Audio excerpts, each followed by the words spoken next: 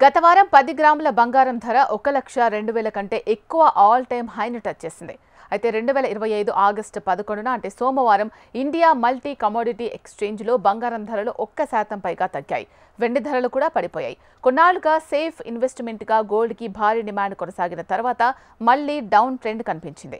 అయితే ఈ నెల 15న జరిగే అమెరికా అధ్యక్షుడు డొనాల్డ్ ట్రంప్, రష్యా అధ్యక్షుడు పుతిన్ భేటీ తర్వాత ధరలు మరింత తగ్గొచ్చని నిపుణులు సూచిస్తున్నారు.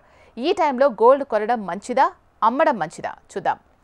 సోమవారం ఎంసీఎక్స్ గోల్డ్ ధరలు 1,295 లేదా 1.27% తగ్గి 10 గ్రాములు 1,05,03కు చేరింది. సిల్వర్ ఫ్యూచర్స్ కూడా 1.59% తగ్గి కిలోగ్రామ్ ధర 1,13,047 పలుకుతోంది. ఈ తగ్గుదల ఇంటర్నేషనల్ గోల్డ్ మార్కెట్ వీక్నెస్ చూపిస్తోంది. గత వారం భారత రూపాయి పతనం, ప్రపంచ అనిశ్చితుల కారణంగా బంగారం 10 గ్రాములు 1,02,250 రికార్డు గరిష్ట స్థాయికి చేరుకుంది.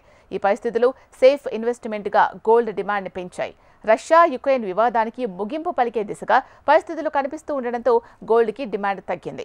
అమెరికా అధ్యక్షుడు డొనాల్డ్ ట్రంప్, రష్యా అధ్యక్షుడు వ్లాదిమిర్ పుతిన్ మధ్య ఆగస్టు 15న అలాస్కాలో సమావేశం జరిగింది.